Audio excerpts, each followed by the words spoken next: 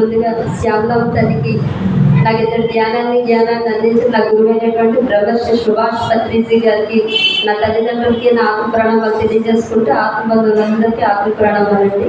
జై గురుదేవ్. ఈరోజు గొప్ప మహర్షి గురించి చెప్పుకుందామండి.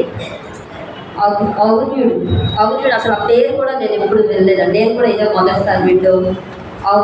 ఔర్యుడు అనే ఒక మహర్షి ఉన్నాడండి, చిరంజీవుడు ఇప్పుడు కూడా. ఔర్యుడు అనే మహర్షి, ఆయన గురించి తెలుసుకునే ముందు బృహస్పతి గురించి తెలుసుకున్నాను. బృహస్పతి మనకు తెలుసు, దేవతలందరూ రాజగురు ఆయన, దేవతల గురువు బృహస్పతి మనం బ్రహ్మకుమారుడిగానే ఫస్ట్ మనకు తెలుసు. దాని కాదు, విష్ణువు యొక్క వక్షస్థలము ఒకవైపు మనకి లక్ష్మి ఉంటే, కుడివైపు ఆయనకు ఒక పుట్టుమచ్చ ఉండేదండి విష్ణువుకి. ఆ మచ్చలో నుంచి పుట్టినవాడు బృహస్పతి, శ్రీవత్సుడు అని పేరు ఆయనకి. అందుకే శ్రీవత్సవ గోత్రం నామం బృహస్పతుడి యొక్క వంశం అని, శ్రీవత్సువు అని ఆయనకి పేరు పెట్టారు. తర్వాత ఆయన అంతర్ధానం అయిపోయి మళ్ళీ బ్రహ్మలో ప్రవేశించి బ్రహ్మ నుండి మళ్ళీ ఆయన ఉద్భవించి వచ్చారండి. ఆ శ్రీవత్సు యొక్క ఆ వంశమే భార్గవులు అని పిలుస్తారండి. భార్గవులు వాళ్ళందరూ మహర్షులు, పండితులు, యజ్ఞాలు, యాగాలు, హోమాలు అందరి రాజులకి చేసేవారు అన్నమాట. ఎంతో మంది మహర్షులు ఆయన వంశంలోనే ఉన్నారు. సో వాళ్ళు భార్గవులు అంటారు. ఒకరోజు లక్ష్మీదేవి శ్రీమన్నారాయణుడి పాదాలు నొక్కుతూ ఉందామని, నొక్కుతూ ఒక్కసారి నొక్కడం ఆపేసి బయటికి చూస్తుంది. చూసినప్పుడు ఉచ్ఛ్రేషువు అనే గుర్రం, ఆ ఉచ్ఛ్రేషు అనేది క్షీరసాగర మదనంలో లక్ష్మి ఎలా ఉద్భవించిందో ఉచ్ఛ్రేషం కూడా అందులో నుంచే వచ్చిందండి. అది చాలా చాలా తెల్లగా అందంగా ఉన్న గురువు. మనం గరుత్మంతుడి జననం చెప్పుకున్న దాంట్లో ఉచ్ఛ్రేషం గురించి చెప్పాను నేను. అది క్షీరసాగర మదనంలో నుంచే వచ్చింది. లక్ష్మికి సోదరి అవుతుంది, కానీ అది ఎంత అందంగా ఉండదంటే ఆ గుర్రం, లక్ష్మి కూడా కళ్ళు తిప్పుకోకుండా గుర్రం వైపు చూస్తూ ఉందట. చూస్తూ ఉండగానే శ్రీమన్నారాయణుడు ఒక్కసారి ఆమెను పిలిచాడట లక్ష్మి అని. ఆమె పలకలేదు.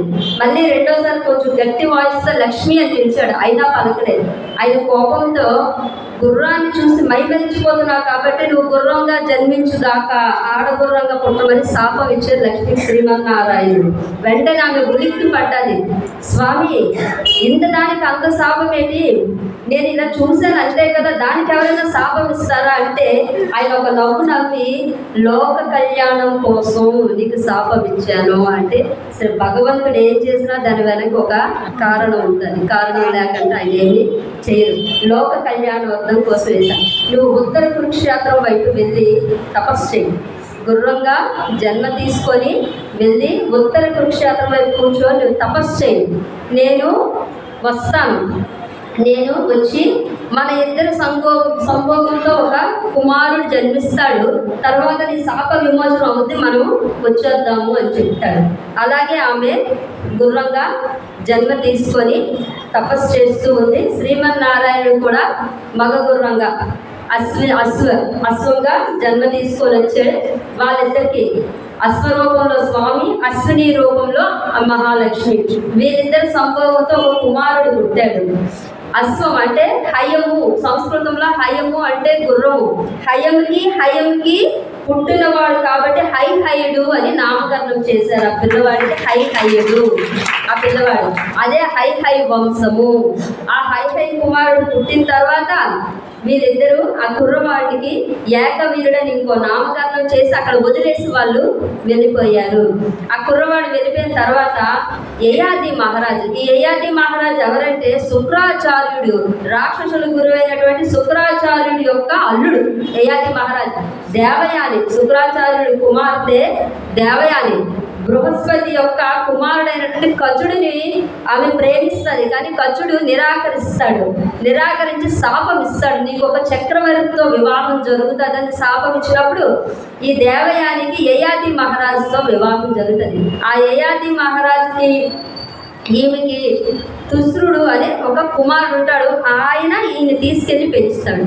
ఈయన తీసుకెళ్ళి ఈ కుమారుడిని పెంచి పెద్ద చేస్తాడు. ఈ ఏకవీరుడు చాలా ధర్మంగా హైహైడు ఎవరికి? సాక్షాత్ శ్రీమన్నారాయణకి లక్ష్మికి పుట్టాడు కాబట్టి ధర్మ పరిపాలన చేశాడు. ధర్మ పరిపాలన చేసి ఈమె ఏకవీర అని ఆమెని మాహిష్మతి అని కూడా ఆమెను పిలుస్తారు. ఆమెతో వివాహం జరుగుతుంది. వాళ్ళిద్దరికీ పుట్టినవాడు కృతవీరుడు. కృతవీరుడు అనేవాడు పుడతాడు ఏకవీరుడికి. ఆ కృతవీరుడికి పుట్టినవాడే కార్తవీర్యార్జునుడు. ఈ కార్తవీర్యార్జునుడు వేరు వేరు పవర్ఫుల్. ఈయన ఎవరు అంటే విష్ణువు యొక్క సుదర్శన చక్రం.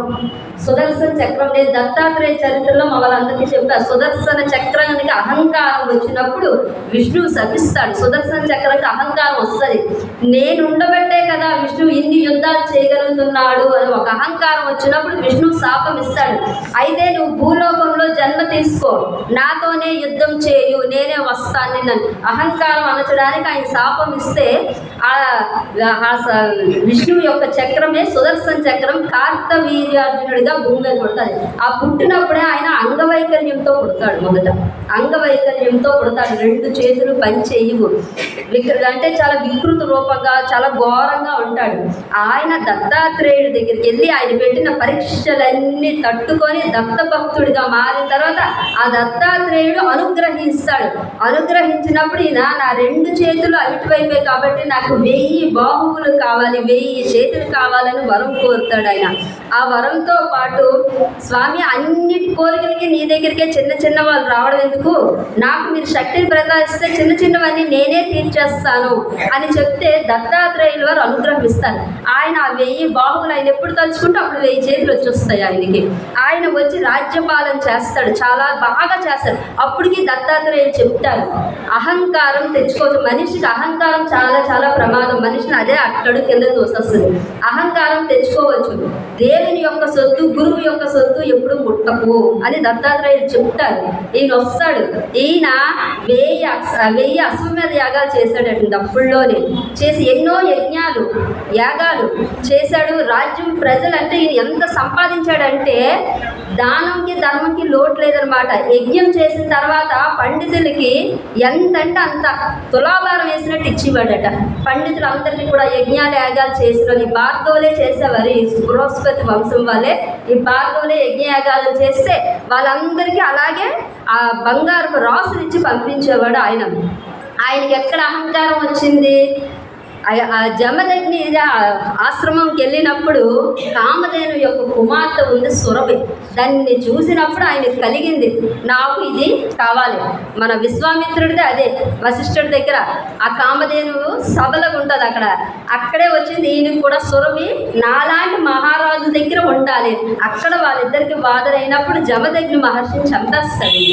ఆ చంపినప్పుడు పరశురాముడు సాక్షాత్ శ్రీమన్నారాయణుడు చెప్పాడుగా వచ్చి యుద్ధం చేస్తానని. శ్రీమన్నారాయణుడు వస్తాడు. కార్తవీర్యార్జున మహావీరుడు. ఎంత మహానుభావులు కూడా రావణాసురుడిని పిండి చేస్తాడు. అంత వీరుడు అనమాట. అలాంటి వీరుడిని ఈ గండ్రగొడ్డలతో ఇది పొట్లకాయ నరికినట్టు నరికేస్తాడు చేతులన్నీ కూడా. ఈయన మన పరశురాముడు అనమాట. ఆయన చనిపోయిన తర్వాత అహంకారం వస్తుంది. చనిపోయినప్పుడు ఈ భార్గవులందరూ కూడా మన వంశం వాడైన జమదగ్ని చంపేశాడు, కామధేనుని అపహరించాలని చూశాడు కాబట్టి ఇంకా ఆ రాజు దగ్గర మనం యజ్ఞయాగాలు చేయకూడదు, వెళ్ళకూడదు అని చెప్పి కార్తవీర్యార్జున వంశంలోకి ఎవరు వెళ్ళడం మానేశారు. ఆ రాజ్యంలో కూడా యజ్ఞాలు లేవు, యాగాలు లేవు, డబ్బు లేదు. ఒక్క అహంకారంతో చేసిన తప్పు అంటే బ్రాహ్మణ హత్య మహా పాపం. ఎప్పుడైతే చేశాడో కుటుంబంలో రూపాయి లేకుండా అయిపోయి, డబ్బు లేదు. దాని 16,000 మంది పుత్రులు. ఎక్కడి నుంచి డబ్బులు తూసి ఇచ్చే రోజు నుంచి తినడానికి తిండి లేని స్థితికి వచ్చేసింది ఆ రాజ్యం. తినడానికి తిండి లేదు. ఈ 16,000 మంది తిండి లేక నానా అవస్థలు పడుతున్నప్పుడు అక్కడ ఉన్న వాళ్ళు చెప్పారు నీ తండ్రి ఎంతో మందికి ఇచ్చాడు, భార్గవుల దగ్గర బోల్డంత డబ్బు ఉంది, వాళ్ళకి తూసి ఇచ్చాడు నీ తండ్రి, కాబట్టి వాళ్ళని వెళ్ళి అడుగు, వాళ్ళని వెళ్ళి అడగండి అంటే వీళ్ళు వెళ్ళి రిక్వెస్ట్ లేదు, ఆర్డర్ లాగా అడిగారు. వెళ్ళి వాళ్ళు ఏమన్నారంటే నీ తండ్రి ఇచ్చింది ఎప్పుడో ఖర్చు అయిపోయింది, మా దగ్గర రూపాయి లేదు, ఏమీ లేదు, మీరు ఇక్కడి నుంచి వెళ్ళండి అని పంపించారు. పంపించేసి ఏం చేశారు, ఈ భార్గవులకి ఈ రోజు వచ్చిన వాళ్ళు రేపు దొంగతనానికి రావచ్చేమో, ఈ డబ్బు అపహరించచ్చేమో అని చెప్పి అవి కుండల్లో పెట్టి పెరట్లో వెళ్ళి భూమిలో పాటేశారు. ఇది చూసిన వాడు ఒకడు వచ్చి వీళ్ళకి చెప్పాడు, ఆ భార్గవుల దగ్గర గోల్డ్ డబ్బు ఉంది, నీ తండ్రి ఇచ్చింది, వాళ్ళు పెరట్లోని దాచేశారు. అంతే. ఈ 16,000 మందికి ఉంచుకొని అడిగితే ఇవ్వరా, కోపం వచ్చి వాళ్ళ మీద ఇంటి మీద దండయాత్ర చేశారు. చేసి వాళ్ళు దొరికిన వాళ్ళు దొరికినట్టు నరికేసి ఆ పెరట్లో ఉన్న బంగారాన్ని అంతా తీశారు గోల్డ్. ఆహా, వీళ్ళ దగ్గర అంటే ఇంకెంత, అలాగా ఎంతమంది ఉన్నారు, 32,000 మంది భార్గవులు చంపేస్తారు. 16,000 మంది కలిసి, ఆడ లేదు మగ లేదు, కడుపుతో ఉన్న ఆడవాళ్ళకి ఆ పొట్ట చేసి పిండాలు కూడా బయటికి లాగేసినంత దారుణంగా చంపేస్తారు. ఆ చంపినప్పుడు కొంతమంది స్త్రీలు తప్పించుకొని వెళ్ళిపోయారు హిమాలయాల్లోకి. అక్కడికి వెళ్ళి అమ్మవారి స్వరూపమైన జగన్మాత స్వరూపాన్ని తయారు చేసి ఆమెను ప్రార్థించడం మొదలుపెట్టారు. అమ్మ జగన్మాత, కడుపులో ఉన్న బిడ్డను కూడా బ్రతకనివ్వట్లేదు, చంపేస్తున్నారు, నువ్వే మమ్మల్ని రక్షించాలి అని చెప్పి ప్రాధేయపడితే అప్పుడు ఆకాశవాణి నుంచి స్వరం వినపడ్డది, అమ్మ స్వరం. మీ దాంట్లో ఒక ఆమె గర్భంతో ఉన్నది, ఆమెకు పుట్టినవాడు మీ అందరినీ రక్షిస్తాడు అని చెప్పి ఆమె చెప్పింది. చెప్పగానే వీళ్ళందరూ చూసుకుంటున్నారు, మనలో ఎవరు గర్భంతో ఉన్నారు. అప్పుడు ఒక స్త్రీ చెప్పింది, నేను గర్భంతో ఉన్నాను. వాళ్ళు చూస్తున్నారు, నీ పొట్ట మామూలుగా ఉంది కదా, గర్భం ఉంటే పొట్ట పైకి ఉంటుంది కదా, నువ్వు మామూలుగా ఉన్నావు కదా, నువ్వెలా గర్భంతో ఉన్నావు అంటే ఆమె చెప్పింది, నా భర్త ఒక మహర్షి నాకు ఒక వరం ఇచ్చాడు. ఏంటంటే ఇక్కడ గర్భాన్ని తొడలో పెట్టాడు తీసుకొచ్చి, నా తొడలో నాకు పిండం పెరుగుతూ ఉన్నది. అంటే నేను గర్భంతో ఉంటే గర్భాన్ని చీల్చి పిండాన్ని చంపేస్తున్నారని నా తొడ భాగంలో దాచాడు నా భర్త, నా తొడలో ఒక పిండం పెరుగుతూ ఉంది. అంటే ఇప్పుడు ఆ పిల్లవాడు వీళ్ళందరినీ రక్షించేవాడు అవుతాడు. ఆ పిల్లవాడు ఎవరు? 5,000 సంవత్సరాల క్రితం భూమి మీద జన్మించిన ఒక మహర్షి సత్యయుతుడు. ఈ సత్యయుతుడు ఎవరంటే బ్రహ్మదేవునికి చెమట పట్టినప్పుడు, ఆ చెమట కారినప్పుడు ఆ బిందువులో నుంచి ఉద్భవిస్తాడు ఒక పురుషుడు, ఆ పురుషుడే సత్యయుతుడు. ఆ సత్యయుతుడు పుట్టినప్పుడు బ్రహ్మ అష్టాక్షరి మంత్రాన్ని అబ్బాయికి చెప్తాడు, ఓం నమో నారాయణాయ, నాన్న నిరంతరం ఈ మంత్రాన్ని జపిస్తూనే ఉండి విడిచిపెట్టకు.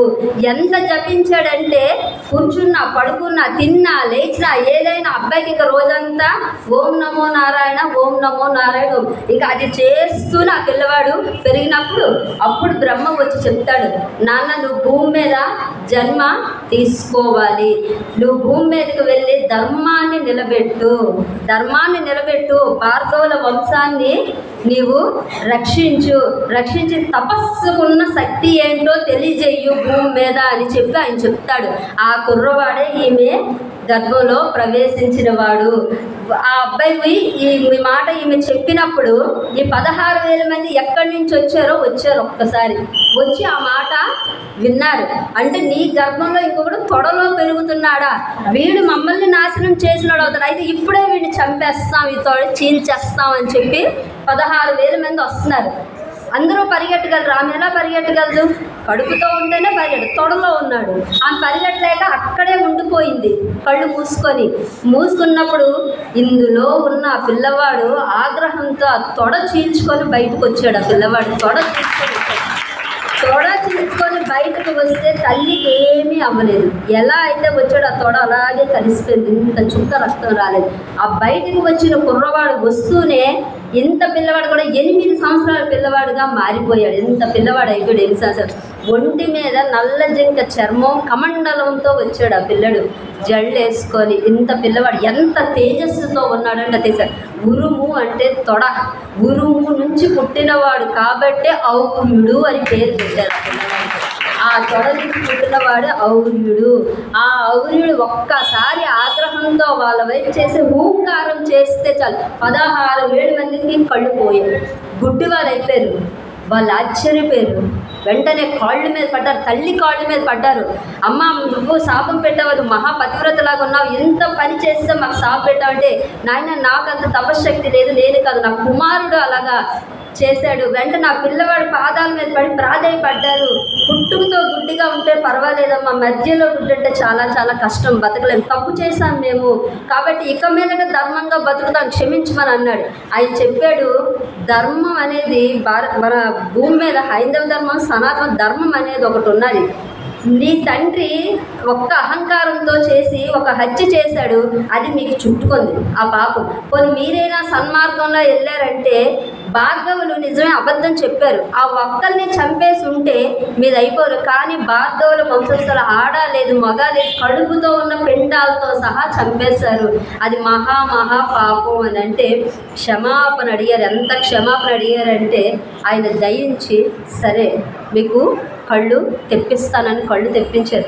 ఆయన వాళ్ళు అడిగారు, పుట్టుకతోనే ఇంత శక్తితో నువ్వు ఎలా పుట్టావని అడిగితే గత జన్మలో ఆయన సత్యతుడిగా ఉన్నప్పుడు శ్రీమన్నారాయణ ఓం నమో నారాయణ అష్టాక్షరి మంత్రాన్ని పలకడం వల్ల నాకు వాక్శుద్ధి వచ్చేసింది నా జన్మలో అని చెప్పారు.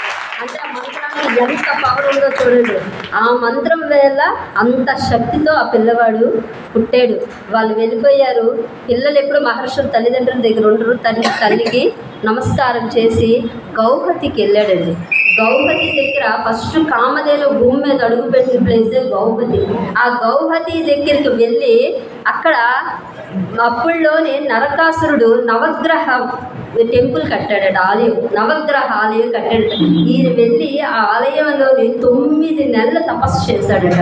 ఈ ఔరుడు ఈ జీవిత చరిత్ర ఎవరైతే వింటారో నవగ్రహ దోషాలు ఏమున్నా సరే ఆ దోషాలన్నీ పోతాయి. అంత అపూర్వమైన చరిత్ర ఈయన, అంత పవర్ఫుల్ అన్నమాట. అక్కడి నుంచి ఈయన ఆ దగ్గరలో ఉన్న మయూరి పర్వతం అంటే పికాక్ హిల్స్ అంటారండి ఇప్పుడు ప్రెజెంట్ దాన్ని, అది హయగ్రీవ పర్వతం. హయగ్రీవుడు అంటే జ్ఞానానికి ప్రతీక. హయగ్రీవుడు వచ్చి అక్కడ తపస్సు చేశాడు. హయగ్రీవ మహర్షి వచ్చి అక్కడ తపస్సు చేసేవాడు. అదే పర్వతం మీద ఈ ఔర్యుడు వెళ్ళి అక్కడ తపస్సు చేశాడు. 2000 సంవత్సరాలు తపస్సు చేశాడు. 2000 సంవత్సరాల హయగ్రీవ పర్వతం మీద తపస్సు చేస్తే హయగ్రీవుడు అనుగ్రహం పొంది జ్ఞానాన్ని పొందేశాడండి. జ్ఞానాన్ని పొందిన దగ్గర నుంచి ఆయన ఆనంద భరితం. ఎప్పుడైతే ఆనందం బ్రహ్మ, నేనే బ్రహ్మం అని ఎవరైతే తెలుసుకుంటారో ఆయన నిత్యం ఆనందంగానే ఉంటాడు. నువ్వు శరీరం అన్న స్థితిలో నీకు ఉన్నంత వరకు నీకు దుఃఖమే. నీ శరీరం కాదు, ఒక చైతన్యం నేను. ఈ బ్రహ్మ పదార్థం ఉంది, ఆ పరబ్రహ్మం నుంచే వచ్చింది, నేను కూడా బ్రహ్మ పదార్థం అని ఎవరైతే తెలుసుకుంటారో నిరంతరం ఆనందం. అదే జ్ఞానం, అదే బ్రహ్మజ్ఞానం. ఆత్మజ్ఞానం నేను చైతన్యం అని తెలుసుకోవడం ఆత్మజ్ఞానం, పరబ్రహ్మమే నేనని తెలుసుకోవడం బ్రహ్మజ్ఞానం. ఆ బ్రహ్మజ్ఞానం ఎవరు తెలుసుకుంటాడో ఆనందం బ్రహ్మ. వాడి జీవితం అంతా ఆనందం. ఏదున్నా తృప్తిగా బతికేస్తాడు. అది తెలుసుకొని ఆనందం. ఆయన తపస్సు చేసి లాస్ట్కి చిరంజీవత్వాన్ని పొందాడు. మనం చిరంజీవులు అంటే 7 చిరంజీవులు అనుకుంటాం కదా, ఇంకా ఉన్నారండి చిరంజీవులు. కాకిభూషణుడు చిరంజీవి ఉన్నాడు, మార్కండేయుడు చిరంజీవి ఉన్నాడు. అలాగే ఈ ఔర్యుడు కూడా చిరంజీవిగా ఈనాటికి కూడా హిమాలయాల్లోని మన విలేజ్లో, మన అంటే మనందరికీ తెలుసు బద్రీ దగ్గర ఉన్నది మన, అక్కడ గృహం ఉన్నది వ్యాస మహర్షి గృహలో. ఈ మహర్షి ఇప్పుడుకో అదృశ్య రూపంగా తపస్సు చేస్తున్నాడు. అదృశ్య రూపంగా చిరంజీవిగా ఈరోజు భూమి మీద మనం మహానుభావులు అయితే ఆ మహానుభావుల దర్శనం దొరుకుతుంది. ఎవరైతే మహానుభావులు ఉంటారో వాళ్ళకి మానవ రూపంలో ఇప్పటికీ ఆయన దర్శనం ఇస్తున్నారండి. అంత గొప్ప మహర్షి. తపస్సు యొక్క శక్తిని తెలియజేయమని తండ్రి అయిన బ్రహ్మ పంపిస్తే భూమి మీదకి వచ్చి ఈనాటికి తపస్సు చేసి ధర్మాన్ని నిలబెట్టడానికి వచ్చాడు. కాబట్టి ధర్మాన్ని ఈరోజు నిలబెడతాడు. భారతదేశం ఈరోజు కూడా ధర్మభూమి, వేదభూమి అయిందంటే ఇలాంటి మహానుభావులు అందరూ కూర్చొని హిమాలయాల్లో తపస్సు చేస్తున్నారు కాబట్టి ఈ భూమి ఇంకా నిలబడ్డదండి. ఎంతమంది మన మీద దండయాత్రలు చేసినా సరే ఈ భారతదేశం ఇంకా నిలబడి ఉన్నదంటే ఈ మహానుభావులు వెనకుండి నడిపిస్తున్నారు కాబట్టే ఇది పుణ్యభూమి అయింది. భారతదేశంలో పుట్టడం మన అదృష్టం. అందులో హైందవ ధర్మంలో పుట్టడం ఇంకా మన ధర్మానికి మించింది లేదండి. మన గీత, భగవద్గీత, దానికి మించింది ఇంకోటి లేనే లేదు. పవిత్రమైన గీత మన దాంట్లో ఉందండి. పవిత్రమైన ఆచారాలు, సాంప్రదాయాలు ఒక్కటి కాదు, ఏది పట్టుకున్నా అది గొప్పదే. హైందవ ధర్మంలో, మన హిందూ దీంట్లో ఏది పట్టుకున్న ధర్మం. ఇది పట్టుకుంటే ఇది వేస్ట్ అనడానికి ఏదీ లేదు. మనలో ఉందంతా మన దృష్టిలోనే ఉంది. నువ్వు వేస్ట్ అన్నావంటే నీ దృష్టి లోపమే. వేస్ట్ అన్నామంటే దృష్టిలో అంత ధర్మంలో ఉన్నామండి. మన ధర్మం మతం కాదు. ఫస్ట్ వాళ్ళు మాత్రం హిందూ మతాన్ని పక్కన తీసేయండి, హైందవ ధర్మం మంది. ధర్మంలో పుట్టాము, ధర్మంలో పెరుగుదాం, ధర్మంగానే జీవిద్దాం, ధర్మంగానే చచ్చిపోదాం. ధర్మం ధర్మం ధర్మం. ఆ ధర్మాన్ని పట్టుకున్నవాడే జీవితంలో ఉన్నత స్థాయికి వెళ్తాడు. తర్వాత కూడా ఉన్నతమైన జన్మలు వస్తాయి. నువ్వు ఎంత ధర్మంగా బతికితే వచ్చే జన్మ నీకు అంత ఉన్నతమైన జన్మ వస్తుంది. నువ్వు ఎన్ని పాపాలు చేసా వచ్చే జన్మ అన్ని కష్టాలతో వస్తాయి. ఏది వచ్చినా కర్మ కర్మ కర్మ. అన్నిటికన్నా పెద్దది కర్మ సిద్ధాంతం తెలుసుకోండి. ఏది వచ్చినా కర్మ. మంచి వచ్చిందా మంచి కర్మలు, చెడ్డ వచ్చిందా చెడ్డ. ఏదైనా నువ్వు చేసిందే, నువ్వు చేసిందే. కాబట్టి కర్మ సిద్ధాంతం తెలుసుకోండి. మాటలతో కర్మ చెయ్యొద్దు. నేను అందరికీ మొదట అదే చెప్తా. మన నోరు కొద్ది స్పీడ్గా ఉంటుంది, గబుక్కుని అనేస్తాము, అది కూడా కర్మ. చిన్నది ఒక చీమను చంపిన కర్మే, దోమను చంపిన కర్మ అన్నప్పుడు మాట అన్నిటికంటే పెద్దది. మనస్సు బాధపడుతుంది. నువ్వు కొట్టేసినా పర్వాలేదు, 35 నిమిషాల్లో పోద్దు. కానీ మాట అంటే మాత్రం ఎదుటి మనిషి చాలా చాలా దుఃఖిస్తాడు. వాడు ఎంత దుఃఖిస్తుంటాడో నీ అకౌంట్ అంత నిండిపోతుంటుంది. కర్మతో గుర్తించుకోండి. అంతే. పాపం పక్కన తీలగా పెరిగిపోతుంటుంది. అది ఇంకా పెద్దది అన్నిటికంటే. కాబట్టి మనం మాట్లాడామా ఎదుటి మనిషికి ఉపయోగపడాలి, నలుగురికి బాగున్న మాటలే మాట, లేదా మౌనం ఉందాం. మౌనం అన్నిటికన్నా ఎక్కువ శక్తి ఇస్తుంది. మౌనానికి మించే శక్తి లేదు. అందుకే రమణ మహర్షి మౌనంగా ఉండరు ఆయన అని చెప్పాడు చక్కగా. ఆయన మునులవని మహర్షులందరూ మౌనంగానే ఉంటారు, నోరు ఇప్పరండి సర్వసాధారణంగా. ఏదైనా అవసరమైతే ఇస్తారు, లేకపోతే మూసుకుంటారు. అంత అద్భుతం అన్నమాట. మౌనానికి మించింది లేదు. చక్కగా మౌనంగా ఉందాం, శక్తిని నిలబెట్టుకున్నాం, ధర్మంగా ఉందాము. మనకి ఏది ఇష్టం, ఏ దేవుడైనా చైతన్యం అయితే ఒకటేనండి చెప్తున్నాను. చైతన్యం నుంచి వచ్చిందే అంతా. కాబట్టి మనం ఎవరిని ఆరాధించినా పర్లేదు. ఇది గొప్ప ఇది తక్కువ అన్నట్టు మళ్ళీ అజ్ఞానంలో ఉన్నామని అర్థం. అంతా ఒకటే, పరబ్రహ్మం నుంచి వచ్చారు. ఆ పరబ్రహ్మమే శివ పరమాత్మ. ఆ శివుడు పరబ్రహ్మం. ఆయన నుంచి వచ్చిన వాళ్ళే అంత శక్తి అమ్మ, శివుడు చైతన్యం. వీళ్ళిద్దరి నుంచి వచ్చిన వాళ్ళే మన అందరూ. నీలో ఉన్న చైతన్యం శివుడైతే నీకు వస్తున్న విశ్వశక్తి అమ్మ. రాత్రి నిద్రలో నువ్వు సంపాదిస్తుందల్లా అమ్మనే. ఆ శక్తి వస్తుంది. నువ్వు ఉదయం 3 పూట్ల తిను, పుష్టిగా తిను. రాత్రి నిద్ర లేకపోయినా తర్వాత రోజు గేర్లు అయిపోతావు. ఎందుకు అయిపోతావు అంటే శక్తి లేదు. విశ్వశక్తి వస్తేనే నీకు శక్తి. నువ్వు ఎంత తిన్నా అది లేదు. నువ్వు తిండి తినవా, రాత్రి అంతా చక్క పడుకో, తెల్లవారులేసినా పని చేసుకుంటావు.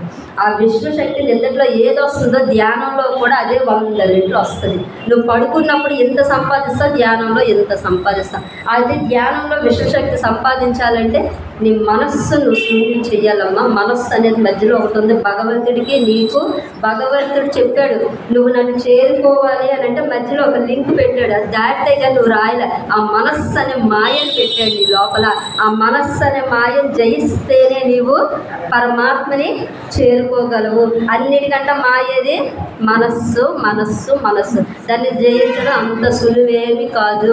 నువ్వు ఇటు చూస్తే అటు చూపిస్తుంది, అటు చూస్తే అటు చూపిస్తుంది, అటు చూస్తే అటు చూపిస్తుంది. నువ్వు ఈ చీర బాగోలేలోపు ఇంకొక ఆవిడ వస్తుంది, ఆవిడది అది బాగుందనేలోపు ఇంకొక ఆవిడ వెళ్తుంది. దాని మనస్సు అంత స్పీడ్గా ఉంటుంది. చేంజ్ చేస్తూ ఉంటుంది.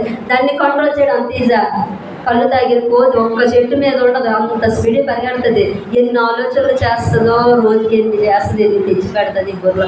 దాన్ని తీసుకొచ్చి కూర్చొని పెడితేనే నువ్వు భగవంతుడికి చేరగలవు.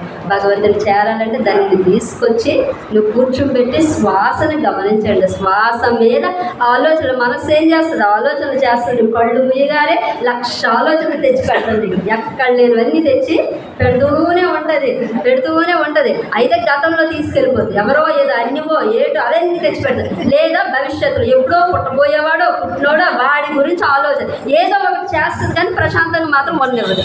బుర్ర మాత్రం ఖాళీగా ఉండనివ్వదు. అది చేసే పని అది. కానీ దాన్ని కట్టడి చేయాలంటే నువ్వు ధ్యానంలో కూర్చొని ఆలోచన రహిత స్థితికి వెళ్ళాలి. మనస్సు నాపి ఆలోచనలు లేని స్థితికి వెళ్తే అదే ధ్యానం. ధ్యానం అంటే ధ్యానం అంటే మనస్సుని శూన్యం చేయడం ధ్యానం. కళ్ళు మూయడం ధ్యానం అనుకుంటారు, కాదు. మనస్సుని శూన్యం చేయడం ధ్యానం. ఆలోచన రహిత స్థితికి వెళ్తే సమాధి స్థితికి వెళ్తావు. ఆ సమాధి స్థితిలోనే ఆ పరమాత్మ నాలోనే ఉన్నాడని పెద్ద సత్యం తెలుస్తుంది. అక్కడ తెలుస్తుంది. నువ్వు మనస్సును ఆపితే అప్పుడు ఆయన కనబడతాడు.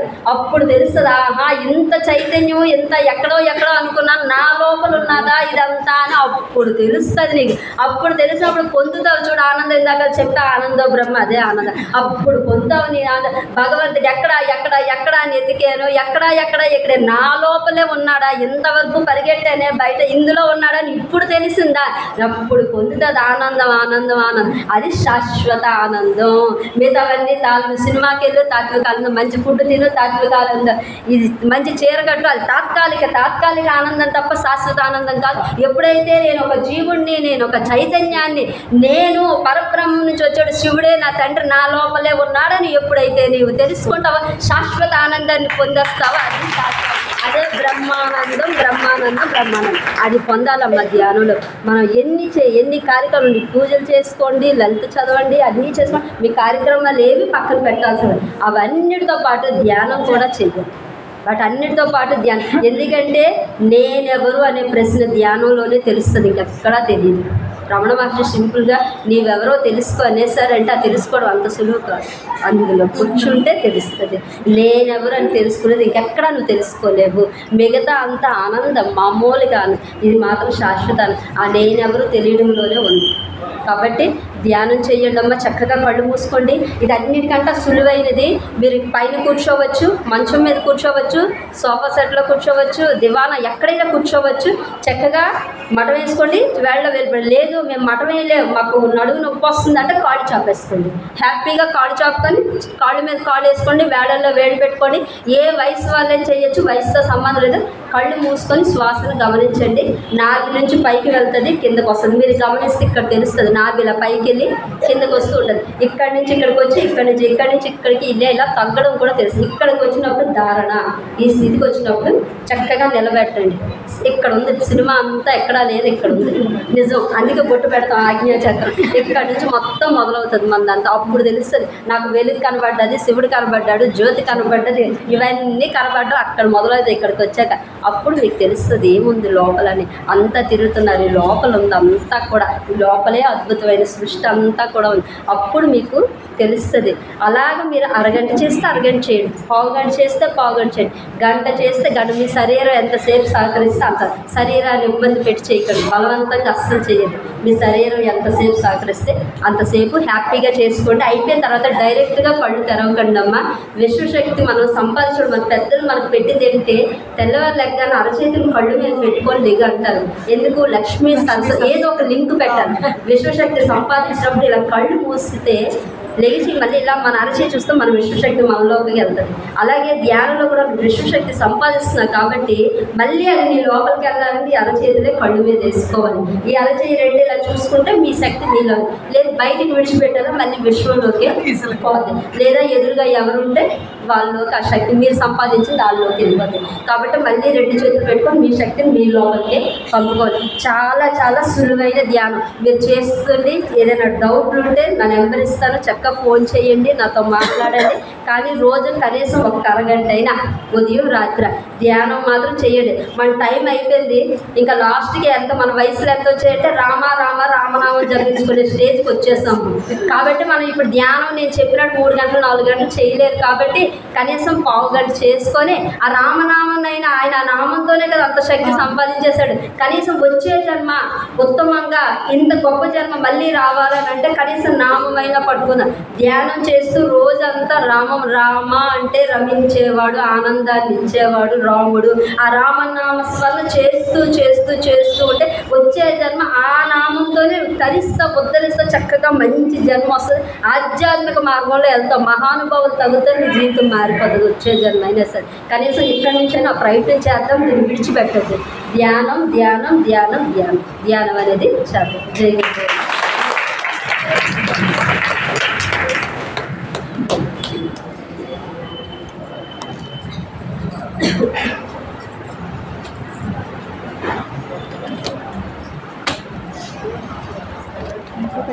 మామూలు తీసుకున్నారు అంతవరకు వాటర్ తీసుకున్నారు. వాటర్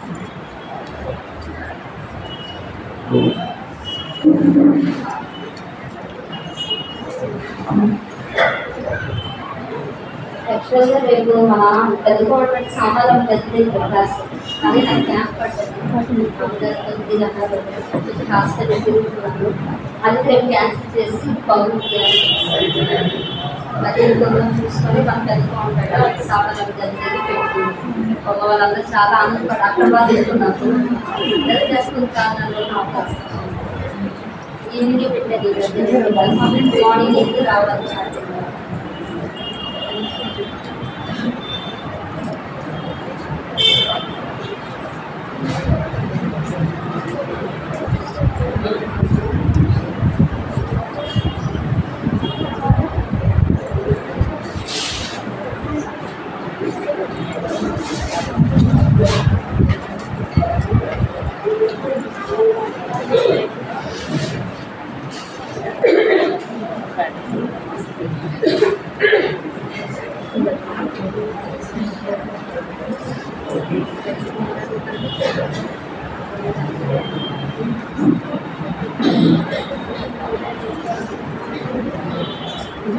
ఎంత ఉందిలే అనుకో.